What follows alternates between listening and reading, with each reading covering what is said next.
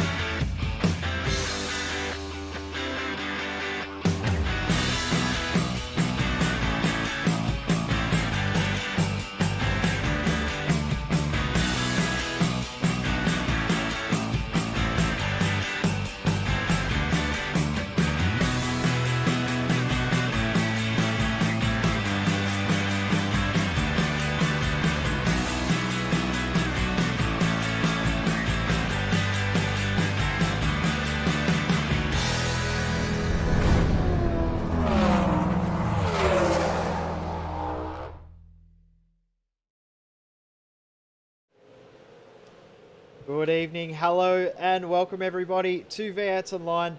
There's another night of racing action. We head back to Snetterton after last night's amazing, interesting and potentially controversial V8 Scops.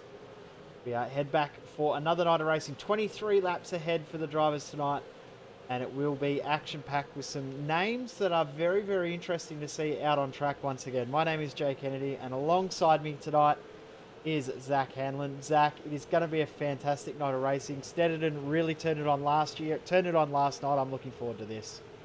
Yeah, well, I actually wasn't able to tune into the V8's online broadcast last night for V8 Scops, so I'll be very interested to see what happens. But from what I've heard, there were a lot of little controversies, few bumps and biffos here and there. It's a fairly tight track, but there are a couple of overtaking opportunities, so I'm sure the guys will be getting the shoulders out tonight. And obviously they have a lot of practice from all that racing they did yesterday. They obviously did 2 sprint races and probably did about 500 laps each in the pre-qualifying, I'm sure. So won't be any lack of speed here tonight, but I think qualifying is going to be very important in this race, although we did see some incidents yesterday which did put a lot of cars that started up the front towards the back of the field, and that could happen again tonight. Yeah, every chance that is. We're starting with the first few times coming in, Forza Al Nabi straight to the top of the timesheets. No real surprise after his performance last night, but Dane Warren was not racing last night and he just pips Forzan by 2/100ths of a second. Very, very tight. Interesting name that we're seeing out on track tonight, a name that we have not seen in the iRacing official V8 Supercar series, I'm going to say about 3 years. former series champion Josh Muggleton out on track tonight. He's had a bit of an interesting night last night, 2 solid top 10s, but he looking to get a bit of redemption, probably wanting to try and find a little bit of extra pace as we head towards Phillip Island in V8 Scops in a couple of weeks' time. Yeah, well, there's always, every time you go out on track is an opportunity to play around with the car and find out where the speed is, and you can always use that in other scenarios at other tracks. It's all about keeping in practice, and we've just seen as well Ryan O'Sullivan hitting the top of the timesheets ahead of Dane Warren and Forzan Belnabi. Only 7/100ths of a second covering those guys at the top, with Jordan Ross slightly behind on a 47.5. So qualifying very, very tight here, but always good to see people who are well versed in the V8 and previous champions coming back and having a crack. Josh has had a lot of success in Porsches, and I'm sure he'll be able to carry that into tonight. He currently has not put in a qualifying time. Looks like his first one was a bit of a dud, so we'll see him go around the track. But yeah, the time's looking very, very close right now, as your top 10 separated by just over half a second. Series champion finds himself in that 10th position as well, saying that he's just jumped up into position number 7, has Marlon McMullen. But at the moment, Marlon does have a decent championship lead over the entirety of the rest of the field. But we saw last season how championship standings can change very, very quickly due to the drop weeks and how they all play out. Yeah, well, that is one of the things that's very unique to iRacing. They obviously understand that not everyone can make it every week. People have real life commitments and can't do the racing every week. So they give you 4 drop rounds per season in order to basically allow you to miss 4 weeks worth of racing and still have a chance of getting up there. And yeah, we did see that with Dane Warren just charging through at the end of the series, obviously not putting in a couple of good performances, but also making a couple of no-shows early in that series, and then just charging home at the end with a streak of fantastic performances. So as we see this series go on, I'm sure that we'll see more people dancing up the top of the table there, but very good for Marlon McMullen to have that lead irrespective. It's always nice to see yourself nice and far ahead in the championship standings, and it puts a lot of extra pressure on all your other competitors. And Ryan O'Sullivan's actually gone quicker. He's done a 47.3, and Josh Muggleton does manage to put in a lap now. He's gone up to 14th position, so I think he's now done, so that'll be the best that he can possibly do. Wayne Burke's sitting in the pits, and he hasn't actually got a lap in, so unfortunate for Wayne Burke. Matt Stratford's just crossed the line, but his time not very representative of his pace. They are time 4.5 seconds off the pace, so I'm sure we'll see Stratty charge his way through the field.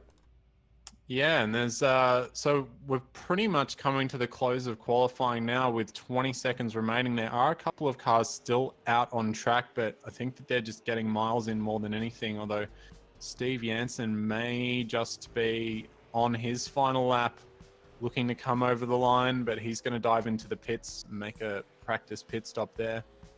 Yeah, we will see pit stops in the race tonight. Sorry, go on, mate. Yeah, no, we will see pit stops in the race tonight. We think that Jay and I have very roughly calculated that the guys probably have about 25 to 30 minutes worth of fuel from the onboard in this race, and we're expecting the race to be 45 minutes long, so we'll probably see that pit window opening up around halfway. We'll jump now to the grid, where Ryan O'Sullivan will start from position number 1. He'll be joined on the front row by Dane Warren. Forzan Elnabi and Jordan Ross will take out the second row of the grid. They're followed by Brett Loxton and Brady Myers. Our championship leader, Marlon McMullen, will start out of 7th position alongside Luke Harvey, with Ross Rizzo and Kurt Stenberg taking out the top 10 positions. Got Cooper Webster and Thomas McMillan on the 6th row. And behind them, Steve Jansen and Josh Muggleton. The top 14 separated by a second, but the top 13, 7.5 tenths of a second. Very, very close. Thomas Hinds in 15th. Jason Bent 16th. Emily Jones in 17th. 14th to 17th, separated by half a tenth of a second. Then we've got Darren Lord, Michael Taliancic, Warren Pickering, Greg Sharp, Scott Sislowski, Corey Preston, Jamie McKnight, Craig Jones, Matt Stratford, and Wayne Burke, as we said, did not put a time in. This race is going to go off. It's going to be very, very tight. It is going to be very, very close. Cannot wait. Yeah, and there's a big braking zone down into turn 2, but turn 1 here is going to be a little bit interesting. I think we saw a couple of cars going off there early in the race yesterday, so that's one of the danger zones. But these guys have been putting in some fairly clean starts all throughout this official series. And of course, you got to keep your license in mind when you're doing these official races. So everyone will be keeping that in mind. But Ryan O'Sullivan looking good at the head of the grid. He's looking down into turn 1. The lights have come on. The revs are rising. And we are green. Ryan O'Sullivan gets a pretty good start, but Dane Warren next to him just got a slightly better jump.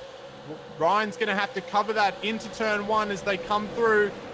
And Ryan does keep that position in P1 very nicely as they come down into the braking zone for turn 2. It looks like everyone's just managing to get through. Everyone going too wide through the first corner.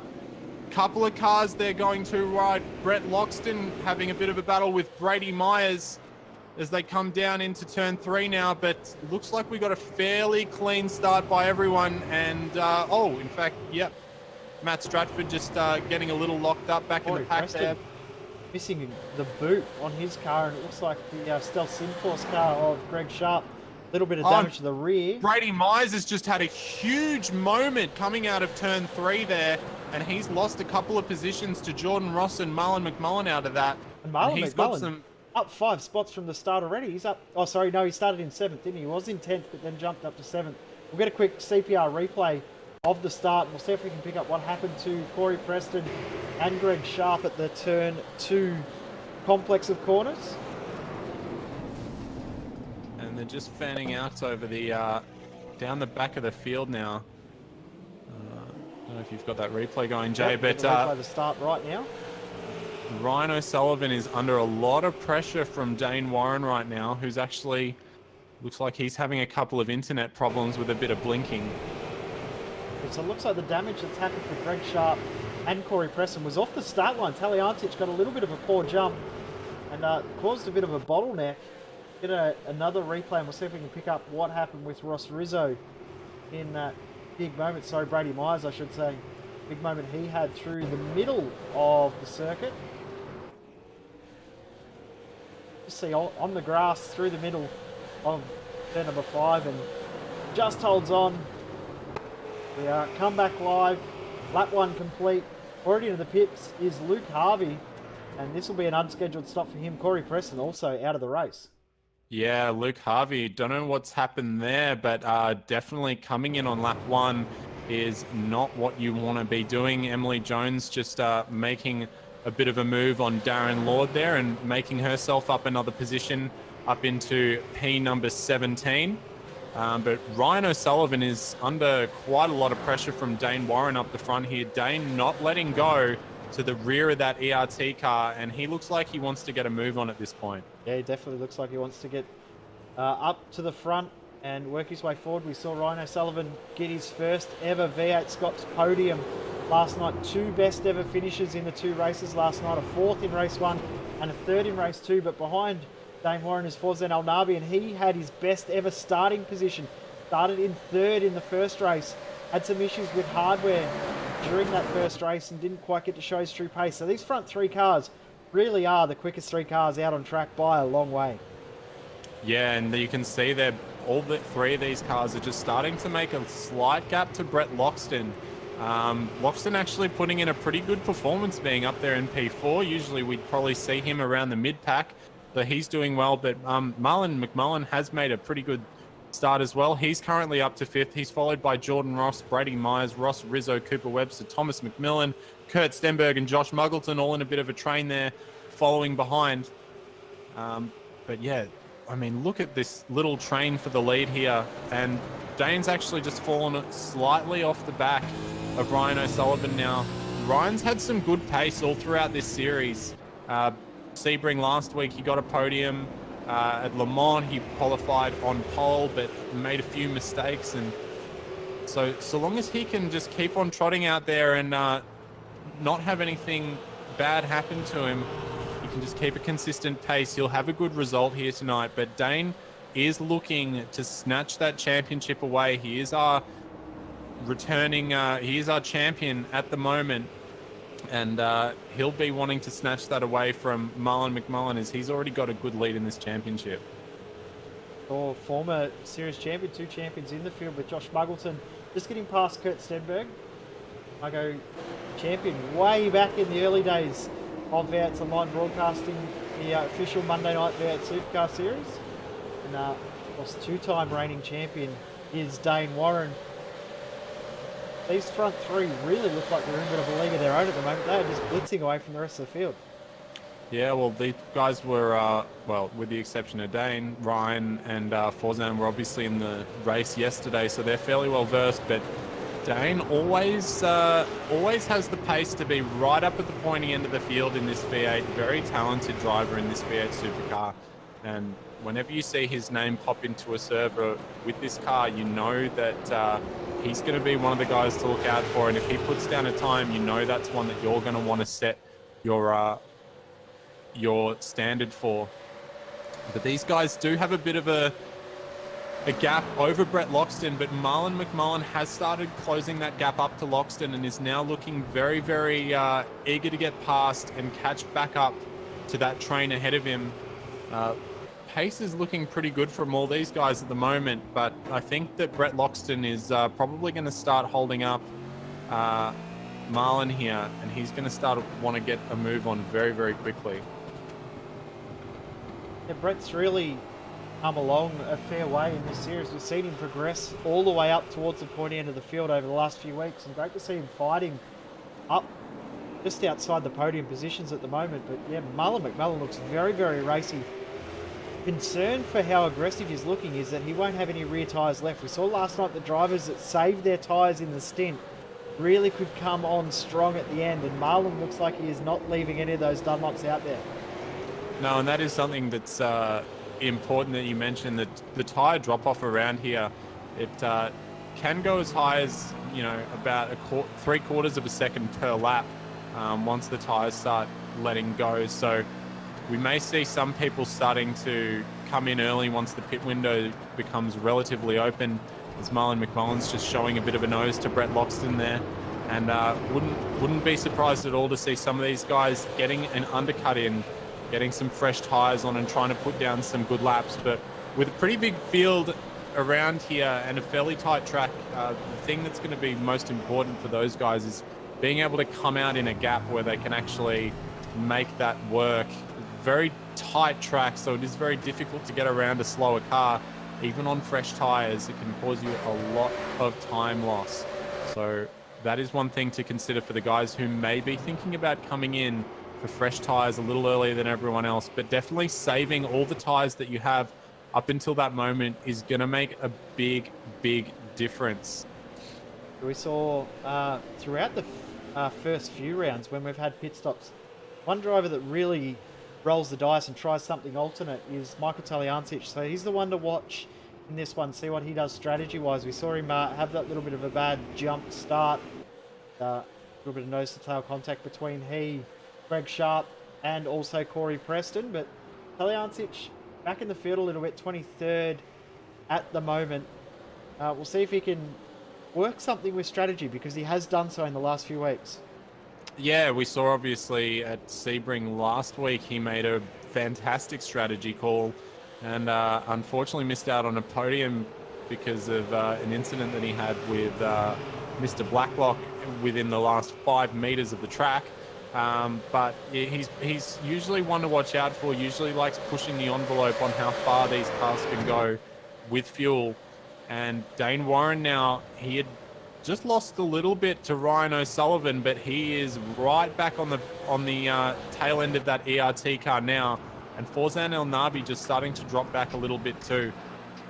Forzan, another guy who doesn't mind getting a bit alternate on the strategy. We saw him at Watkins Glen try and do something a little different to, I think it was Wayne Burke on the day, who was at making the head calls at the time.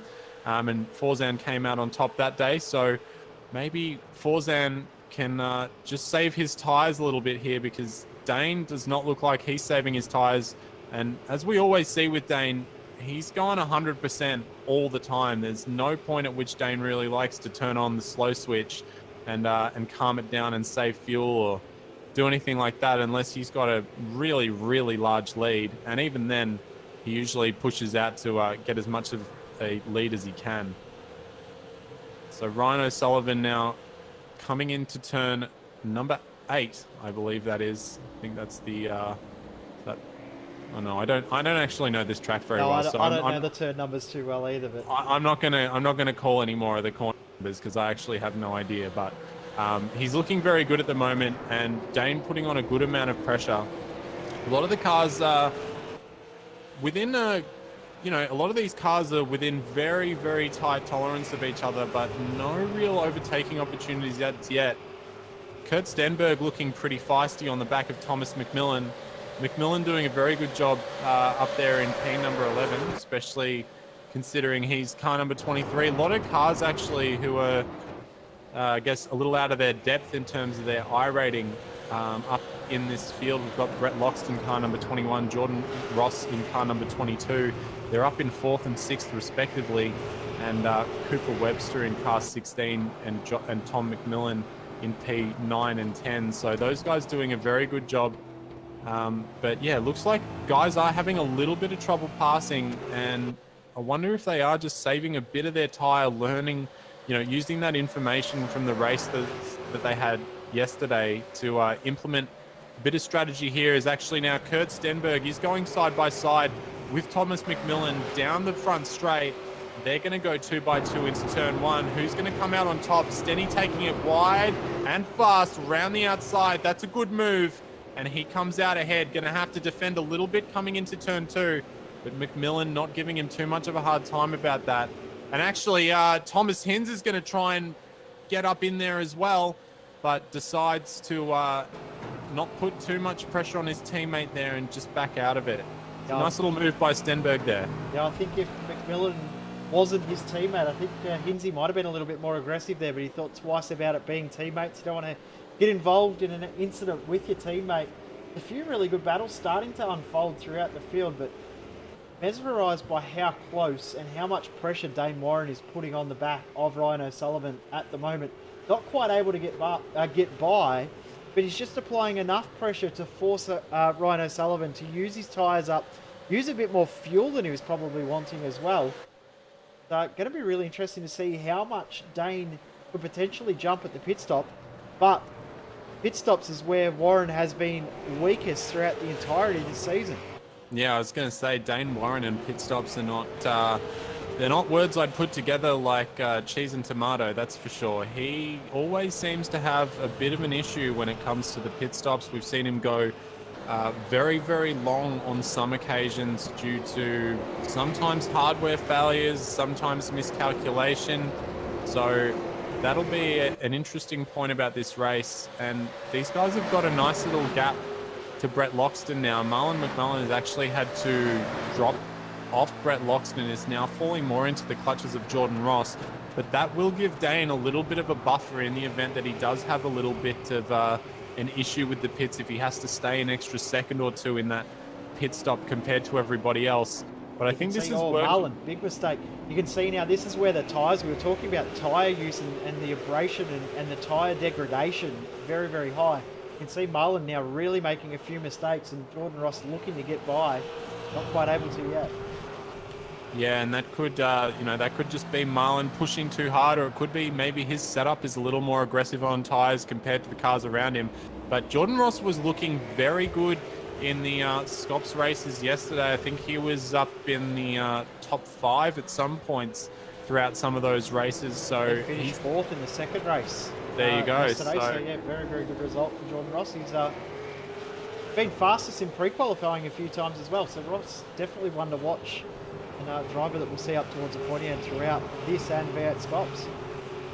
Yeah, and he just needs to keep it cool and keep his tyres in check, and hope that Marlon doesn't decide to keep on slowing him down, because that is going to hurt him in terms of being able to catch up to the back of Brett Loxton, and Marlon taking a lot of curb there, and you can see Jordan Ross is all over the back of Marlon now. So will this corner here is a very, very tricky one. This long right-hander, you kind of have to stay as close to the side of the road as you possibly can, and then a very difficult left-hander, and you need to get a good exit out of here, which Marlon has done. So he's not going to be troubled down into turn one, but Jordan has been looking pretty strong in the first sector, and if he can get a good run out of the first corner here, that could definitely put him in a position to chuck a bit of a move up in the second corner.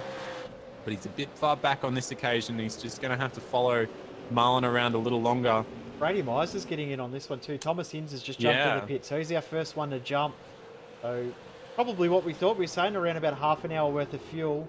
To count back the race, we've got about 27, 26 minutes to go. So yeah, pit window definitely open from now. But I'm going to think most guys are going to play this this card long. The only guys that are going to pit early are the guys that have really chewed up the tyres at the start, and wouldn't be surprised if McMullen's in that group that jumps in early. Yeah, definitely. I mean, it depends on what your strategy is, if you want to make up more positions early in the race or later in the race. And I think that Marlon, he hasn't been one to kind of jump in early and go for that different strategy. Oh, here we go, down the front straight. O'Sullivan swerving offline, Dane Warren defending. Wasn't El Nabi trying to use the draft? El Nabi looks like he's the raciest out of the group of three at the front now.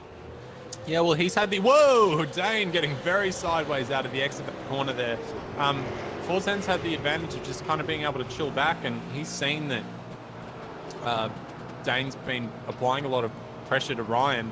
And so Forzan's probably just been able to, keep the pace up fairly well, but probably just sitting along at 90% rather than 100%, just doing a little bit of fuel saving and staying in that draft and just using all the advantages that come along with that.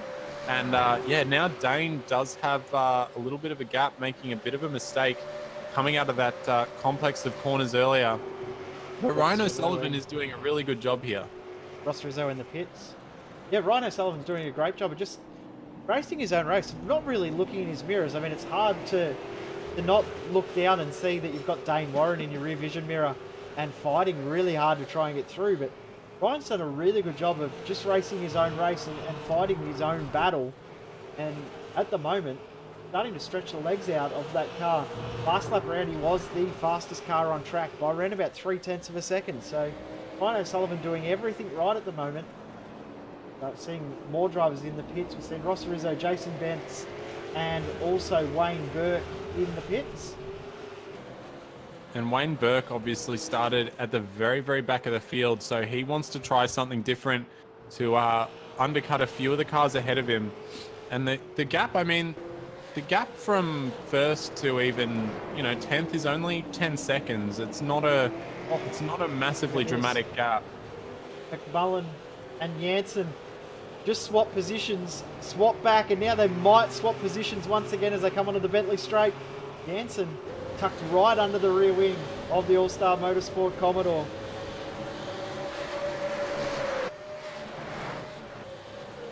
Oh, don't go too wide there, boys. This is getting very, very feisty. Yeah, Steve Janssen's another guy who's been getting up there in the field, progressing really well. He's obviously joined that new team, CMR, and they've been consistently in this series and getting some good experience. And we've got a couple of cars coming into the pit lane now.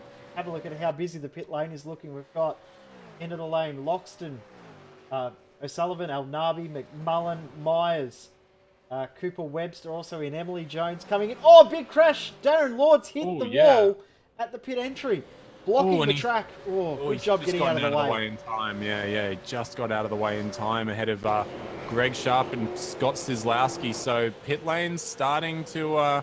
Forzan's jumped Ryan O'Sullivan in the pits. We've got a replay of that as they come out. We're just seeing a replay of very, very easy to do there. Darren Lord just hitting the brakes a little bit too aggressively as he is coming into the pits with the car at the pit lane line.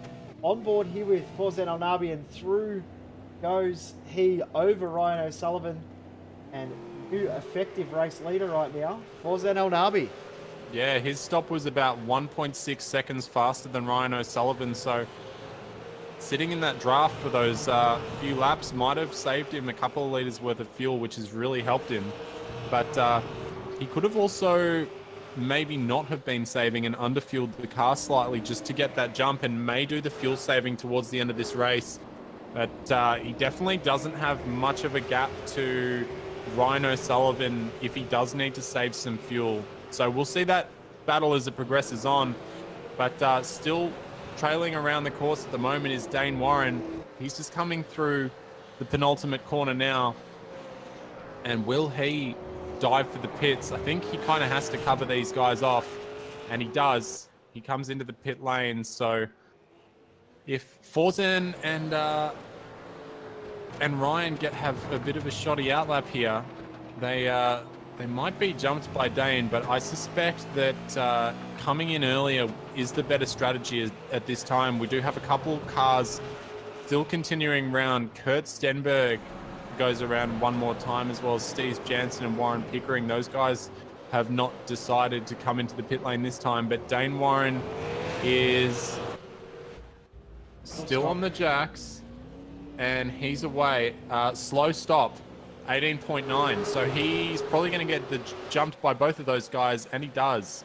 So Dane actually about a second and a half back on these guys now. Ryan O'Sullivan looking very aggressive coming through turn one. Biggest winner out of all of the pit stops, though, has been Ross Rizzo. He's jumped Brady Myers, Marlon McMullen, and Cooper Webster. Got himself up into what is now effective number 5. But has he got enough fuel? That is the question. Yeah, he was very quick stop. It was very quick. It was a second faster than nearly everybody else who's coming to the pits, with the exception of Thomas Hinz, who made an equally as fast stop as Rizzo. Hinz down in position number 18 at the moment. Battle at the moment behind Thomas McMillan. It was wheel-to-wheel contact between he and Jason Bentz, and Wayne Burke, another hip and shoulder between Bentz and McMillan. Yeah, no love lost there, that's for sure. And Wayne Burke going to try and sneak his way on both of these guys here. Jason Bentz is a very tough customer, and he won't let him through easy. But Wayne Burke has had some very good pace this season. We've seen him up in the podium positions, and he's going to go for the over-under there and makes a very, very nice move. And I think he'll make that one stick. Yeah, very, very nice move there from Wayne Burke. Here comes McMillan, though, because Bentz would have got a little bit of wheel spin out on that AstroTurf. Compromised the run down the Bentley Straight. Coming up to Brundle under the bridge. McMillan not quite close enough, but Bentz has somehow got back through. Yeah, we've seen Wayne be very tentative when it comes to overtaking around the outside. We saw it at Sebring, where he let a car through on the inside and lost an extra position, just basically because of how wide he ran through the corner. So Wayne not feeling super confident in his overtakes. Whether that, I mean, there could be several reasons for that. Maybe he knows he doesn't have the best internet connection. Maybe he's had some net code issues before, or maybe... Could it even be set up that he's running a totally different gear ratio setting, and he hasn't got the top end speed? Oh, wow, this is messy. Oh, McMillan almost into the back of Burke, almost into the door of Bentz. Wow, what a battle this is. Yeah, and McMillan did a really nice job there not to collect either of those guys, but he is still at the back of that train, and that's allowing Emily Jones to catch up on these guys. And I got to tell you, if there's one person I don't really want to have behind me, it's Emily Jones. She's very aggressive and very feisty, and a very good racer. And if you give her an inch, she'll take it, and she'll do whatever she can with it. And looks like McMillan is a little bit sketchy coming through this section here, and now Emily Jones and Warren Pickering are getting right in there too. Yep. Battle to watch. The one to watch in this is Bentz, because he was the first to pit. He pitted at the same time as Ross Rizzo. The person that pitted the earliest we saw was the car of Thomas Hinz. But this pack is getting really, really feisty. Yeah, well, it's all for keeps down there in what are they, 19, 20, and an 18, although I think we've still got a couple of cars Oh, left. three wide now. 3 wide between Bentz, Jones and Pickering. Pickering got out of it, but Jones and Bentz were still side by side. Will Pickering go through? Bentz offline. Not quite able to. Oh, just enough room given. Good driving. Oh, wheel-to-wheel contact once again. Here we go. A little bit of a bump. That's okay. That's a bit of net code. But yeah, Warren Pickering doing a fantastic job there to keep it around the outside and get some fantastic traction out of that last corner.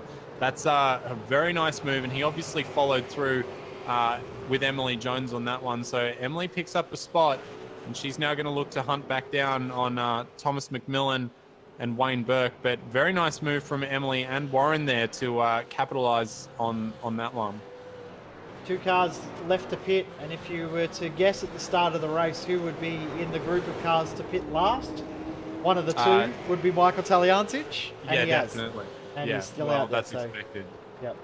He's made that overcut work really well for him. So it's going to be tough. We've seen how hard it is to actually get a pass done other than forcing a mistake. But Taliancic has made it work throughout this series. He's got still reasonable pace, pacing around about the same lap times as the guys that he was battling with before the pit stop. So he could come out, maybe jump a few spots. Yeah, he might be able to make up a few spots. I mean, there is a little bit of disparity between, I guess, the guys sitting from about P12 and under, lapping almost a second slower than most of the field up ahead of them. So Michael sitting in that 49, mid 49s, and he's actually in the pit lane now. So 28 minutes into this race, and Michael Taliancic comes into the pit lane. He's up on the jacks. He's joined in the pit lane by Craig Jones. So both of those guys obviously expended all of the fuel in their tanks and can't go any further. So we'll see where these guys come out. I think we'll probably see them come out around P18, P17, or maybe even just ahead of that train of Wayne Burke.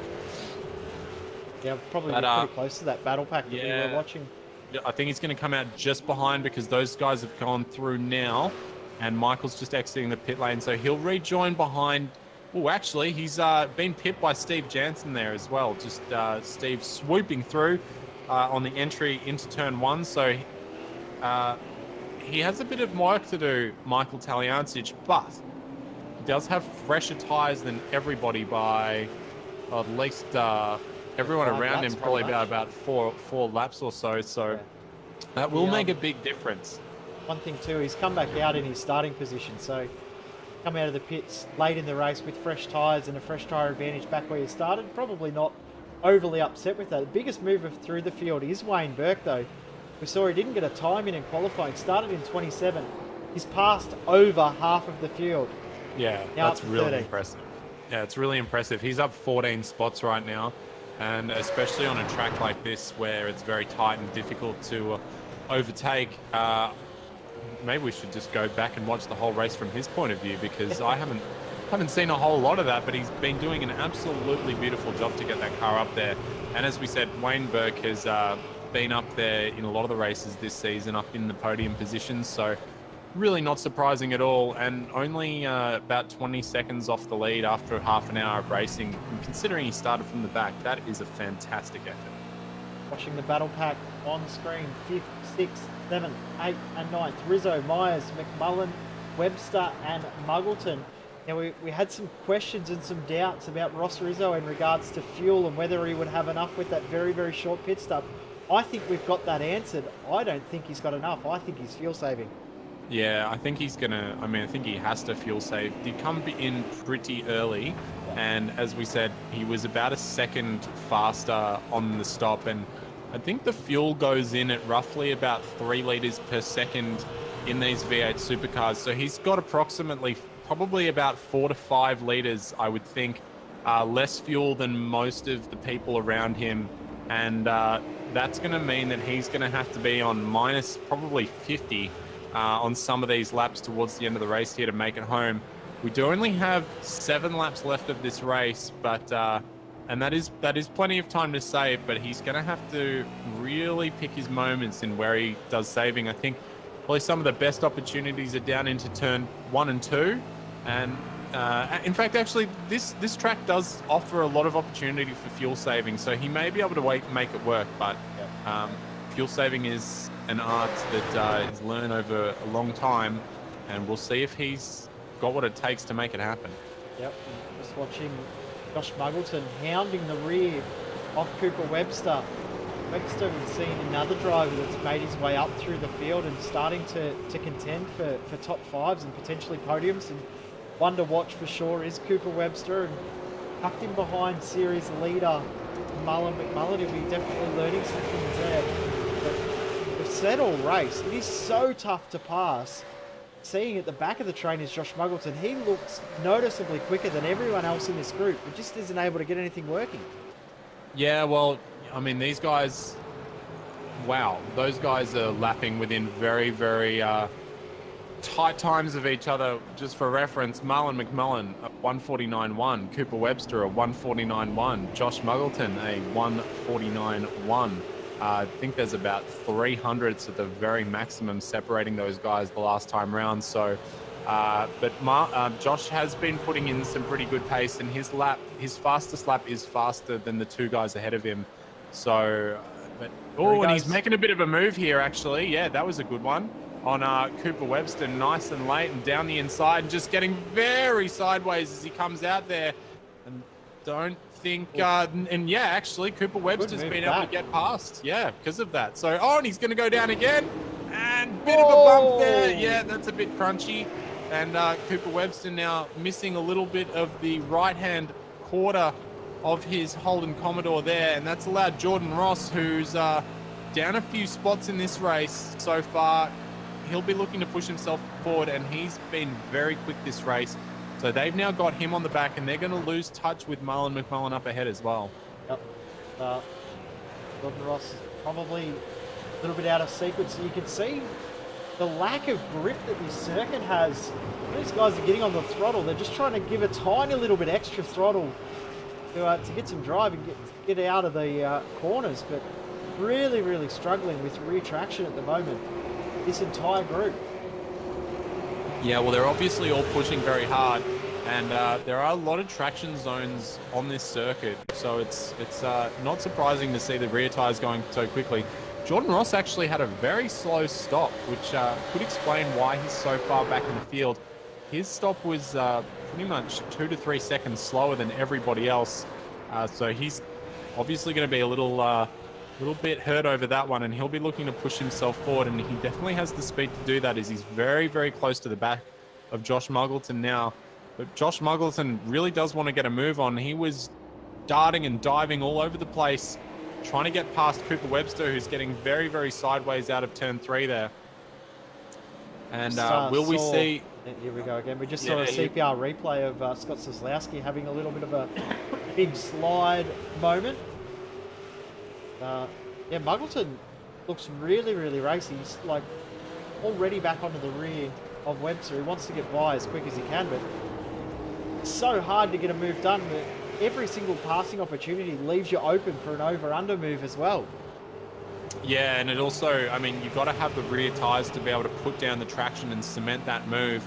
Otherwise, the other car, if you know, you can go down the inside or you can go around the outside, but if you can't carry the corner speed out the other side or get the traction down, you're going to have trouble holding onto that position, as we've seen a couple of times throughout this race. Just having a look up at the front as well now.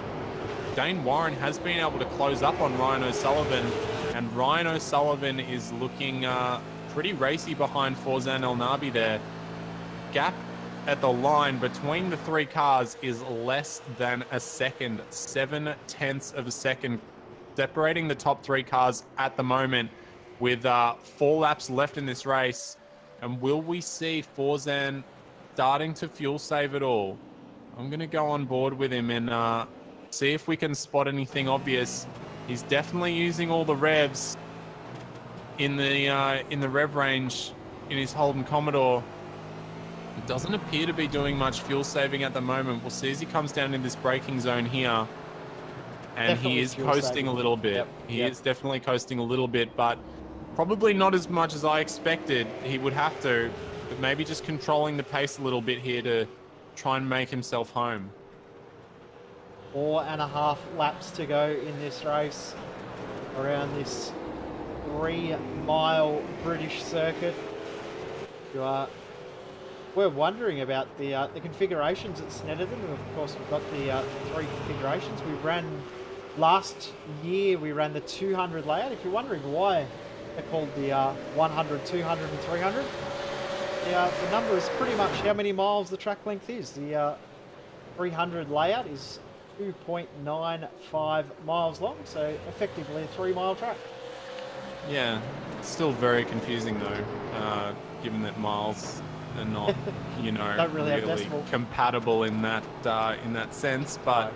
We digress. Something's happened to Thomas McMillan as well. It looks like he's been disqualified from the race server.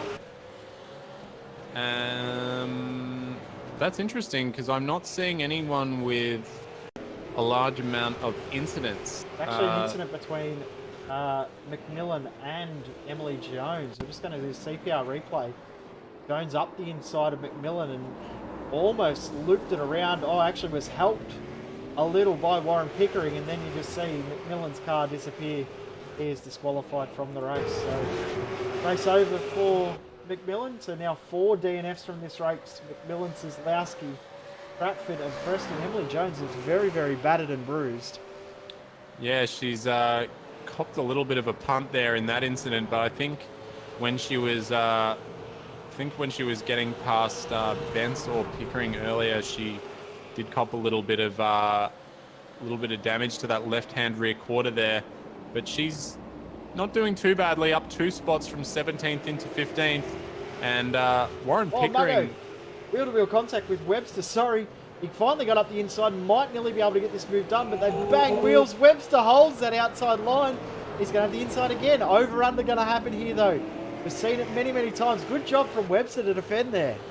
Yeah, Webster's always been very good at defending and very good at holding on to his positions. Not always fantastic at moving forward, but if he's got some reasonable pace, he can always keep up there. This move's going to be pretty tough to defend from Josh Muggleton, who fires it down the inside, and he's definitely got more than enough overlap. But will he run too wide? And he does, but Cooper Webster not anticipating for Josh to come back across the track like that, just spins up the rear tyres a little bit, and that is position to Josh Muggleton, and I suspect with his pace he'll probably be able to drive away from Cooper Webster unless he makes a mistake here or there, although Cooper's actually done a very good job to stay on the back.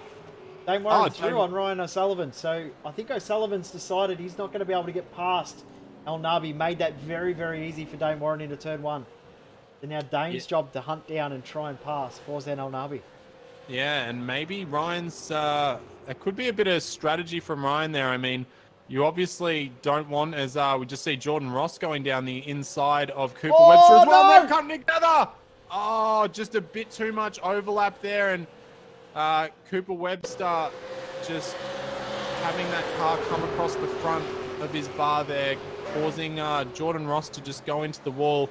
We'll get a replay of that for you, and yeah, it was a little bit of a bump midway through the corner, and then yeah, I think Jordan Ross just not quite coming far enough across on the track for that to really work, but he'll push forward. And yeah, I mean, Dane's actually got a fair bit of a gap to get back to Forzan now, and they've only got 2 laps left, so I wonder if Ryan's hoping that Dane will get into a bit of a battle with Forzan and he can pip them both, but still doing a good job either way to be up in the top 3 there, and those cars still covered by... Oh, actually, the gap's gone out to a second to Dane Warren, so... Yeah. I actually wonder if Ryan O'Sullivan is struggling with fuel. Maybe he has to fuel save a tiny little bit. Has used the right foot a little bit too aggressively and has decided to let the battle go. See if Dane can hunt down Forzan. 1 second exactly at the line. Gap between first and second. Yeah, Ryan doesn't seem to be doing a massive amount of fuel saving. He is still revving out the engine, and he's not coasting into the, especially that hairpin there, is one you would definitely expect one to be coasting into if you were trying to achieve a bit of fuel Brady saving. Myers, big dive bomb on Ross Rizzo, just pulls it up. Oh, no traction on the exit though, and Rizzo holds on to 5th. Yeah, very nice job there from Ross Rizzo. And as we've said, you got to have the traction to be able to make those moves stick. And I was actually just watching Ryan O'Sullivan as Ross Rizzo was having that battle there. And it seems like Ryan is struggling quite a bit with rear grip, losing the car mid-corner, the rear braking traction very, very easily with minimal throttle input. So he could be struggling for tires, maybe just use too much of them up, trying to catch back up to Forzan. But this battle between Brady Myers, Ross Rizzo, and Marlon J. McMullen. Marlon back in P7 where he started, and his pace hasn't been super great, but he is within striking distance of these two cars here, and I'm sure that he will not be opposed to seeing these two guys fighting a little bit for sure. No, not at all. And start behind them.